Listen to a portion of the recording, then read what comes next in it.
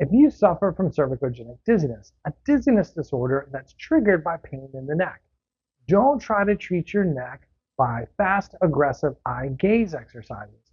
There's a really good chance that these exercises are only going to make you worse and probably give you a headache in the process. The problem isn't fixed by provoking your dizziness long enough.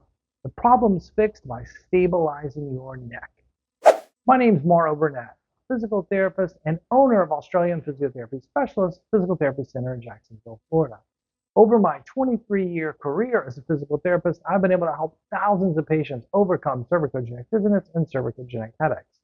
For today's episode, I'm going to teach you why it's probably not a good idea to do these fast, quick, ballistic exercises for an injured neck, especially when we're trying to treat dizziness. And I'm going to give you 3 easy exercises that you can do to get fast relief. Before I teach you which exercises you should or shouldn't do for cervicogenic dizziness, it's important that we understand the point of the video. When cervicogenic dizziness is present, it almost always accompanies weakness of the deep stabilizing muscles. The deep stabilizing muscles inside the neck, their job is to stabilize the neck, help resist the strain of gravity, control motion forward to back, rotation side to side. And once your neck's been sore for a while, you're going to develop a weak spot. If you become weaker or irritated in the upper neck, classic signs are headaches, dizziness, nausea. It could cause TMJ tightness. It could cause pain around or behind the eye. This would be the classic signs and symptoms that we would see with cervicogenic dizziness. Of course, if you have cervicogenic dizziness versus other disorders of dizziness, you shouldn't have obvious ear problems like sudden loss of hearing, ear infection, etc. So if you are diagnosed with cervicogenic dizziness, the last thing that you want to do are fast, quick, ballistic style exercises. First, we have to get the neck strong and stable to tolerate such large motions. We wouldn't take a shoulder injury or a knee injury and suddenly do a fast, quick, ballistic exercise when the muscles are maybe only at 50%. We would have to slowly and gradually get the shoulder or knee up to speed, and then we would progress the exercises to more fast, quick, ballistic activities. The neck is no different. Our first exercise that we're going to look at that's routinely prescribed for dizziness at a vestibular center would look like this. It's called central gaze. You would look at your thumb, and then you go right and left, and you keep your eyes in the center the whole time, right? And you would do this faster and faster. You could start with your eyes open and then maybe progress to eyes closed, etc. Here's the problem when it comes to cervicogenic dizziness. If you have a pre-existing neck problem and you're attempting this exercise, it requires a ton of neuromuscular control. That's your brain's ability to control your muscle and your muscle's ability to protect your joints. It requires a ton of neuromuscular control to do rotation, much more than the other movements of the neck.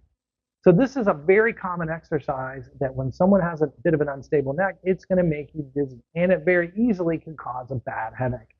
Moreover, having your arm up automatically puts stress into your neck because the weight of your arm attaches into your shoulder girdle, and all of that's attaching through muscles into the neck.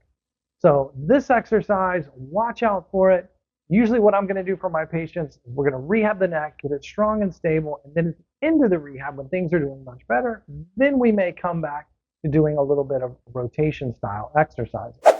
Exercise number 2, instead of side to side while looking at one object, we might see an exercise where someone is going up and down, very large range of motion, forward and backward while looking at an object. Same idea, they might start with this and then maybe progress to doing it with the eyes closed. Okay, if your neck is unstable and there's a lot of forward to backwards erratic motion going on behind the scenes in your spine, sometimes you can see this with what's called a video fluoroscopy. In this scenario, this up and down motion may be way too much motion for the neck at first. We might have to start with very small motions, let you get used to it, and then progress that later. Again, some of these vestibular centers, the theory is, if it's not diagnosed correctly, is that if we just move your head enough and provoke the dizziness enough, eventually your brain will accommodate to the dizziness. But if you have a pre-existing cervical problem and that's what's driving your dizziness, this could drive your neck crazy. Watch out for this one. Let's get into our third exercise. For our third exercise that we might see at a vestibular rehab center, commonly prescribed for dizziness, we might look like this. You rotate to in range and then you go up and down with large motion. Right? Maybe you try 10 of those on the right, you try 10 of those on the left. Well, here's the thing with cervicogenic dizziness. In most cases, there's usually tightness or irritation to the upper cervical joints, C1, C2, and C3. 50% of all of our rotation occurs at C1 and C2. So if you're tight in the upper neck, guess what hurts? In-range rotation. So putting someone in that position could already be provoking. And then we're going back up and down again, large motions, fast, quick, ballistic. When the neck's not ready for it, it's way too much. It might as well be the guy with a really bad shoulder and he decides he's going to start bench pressing 300 pounds on day one.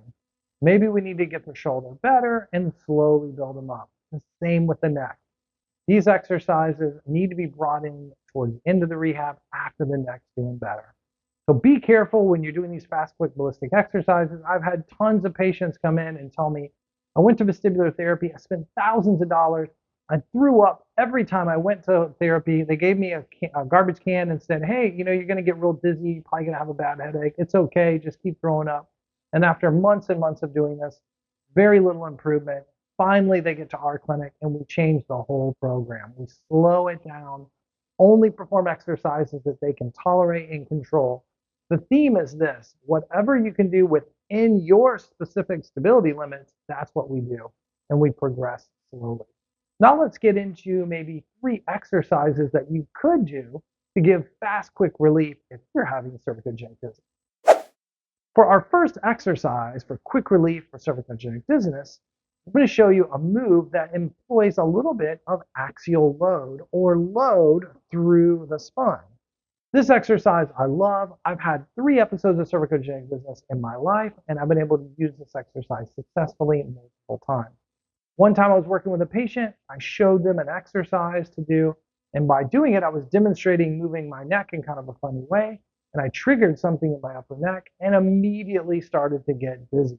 So I took my fingers, played it right on the top of my head, sat up with good posture, got my chin level. It's important that my chin's not up too high or down too high.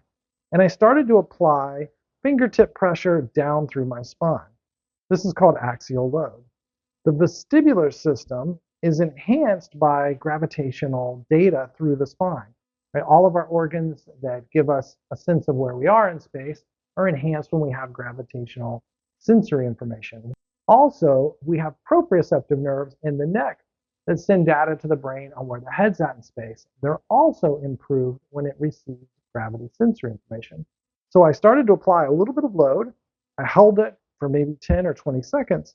And at first I noticed that my dizziness wasn't improving very much. So I applied a little bit more pressure from top down, and I just kind of hung in there.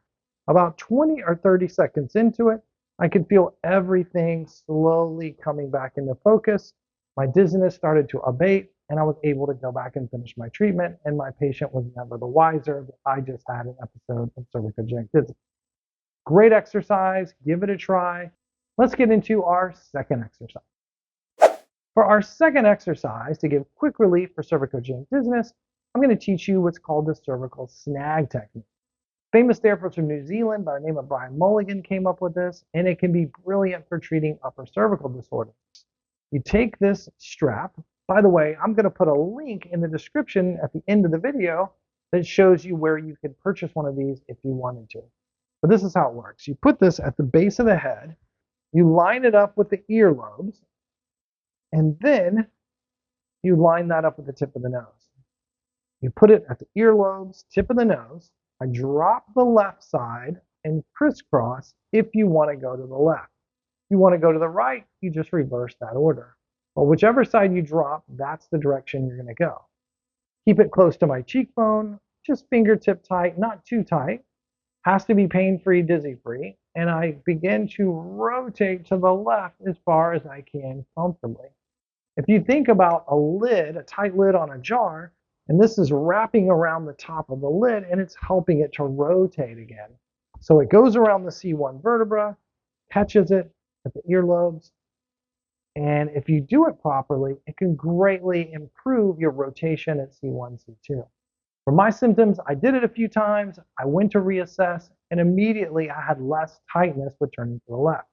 Being the mad scientist that I was, I thought, hey, let me try to bend forward and come back up and see if my dizziness was less. I did it, and sure enough, I was probably 50% less dizzy. So I thought, let me do another round. So I did 3 or 4 more reps and then did it again. After the second set of doing the cervical snag technique, I noticed even less dizziness, probably 90-95% less dizziness. Rest of the day, I was up in good postures, teaching posture exercise, so my neck pain continued to dissipate and my dizziness went away. This is a great technique. If it works for you, it's not making you worse, you could easily do this 2, 3, 4 times during the day. Mr. Mulligan would say, do sets of 6. For our third and final exercise, the first 2 focused on improving range of motion and lessening the symptoms. Let's go with a scenario that you've done that, you're starting to feel a little bit better. Now let's do an exercise that helps get some of your stabilizing strength back. That's going to help lessen your reoccurrences of this cervicogenic dizziness. So here's an isometric exercise that we're going to do for the deep neck flexors. The deep neck flexors play a huge role in stabilizing the neck, and very often when your neck has been sore or you're having some problems, you could lose up to 50-75% of your strength in this muscle group. So we want to get this muscle strength back. We want to get this endurance back. That's going to help lessen your symptoms. This is going to be a sub-maximal isometric, let me show you. That means it's very gentle. All the strength that you could muster, imagine like 2%, very light. I'm going to take 2 fingers, I'm going to place it right underneath my chin, and then my chin is going to be gently pressing down into my fingers. My fingers are gently pressing up, my chin's pressing down, and the 2 forces counteract each other. There shouldn't be any relative motion. Like when I think of an isometric, 2 forces pushing into each other, but there's no relative motion. 1 to 2% effort. Very gently, my chin goes into my fingers. I hold that for 5 to 10 seconds, and then I gently relax. For it to be an endurance rep, it needs to be a minimum of probably 6 seconds, and we'll say a maximum of 10. So very gently, make sure it's pain-free, it's not provoking your symptoms. Hold that for 6 to 10 seconds, and you could easily do 5 or 10 repeats. This could be a great exercise that you could do 2 or 3 times during the day. You could also use it as needed. I had a patient that suffered cervicogenic headaches, dizziness. She was a student, and she mentioned when she was in her classroom and she started to get symptoms, she could employ this exercise, and if she did it quickly, she could get her symptoms to start to go away. So that's going to be a deep neck flexor exercise. Easy to do, you don't need a lot of equipment. Well, thanks for watching today's video on cervicogenic dizziness relief. Drop me a comment and let me know if you think you're having cervicogenic dizziness or what your symptoms are like. Remember, you can subscribe to our channel to receive more videos like this in the future. It's goodbye for now, and we'll see you next time on Physio Tip tomorrow.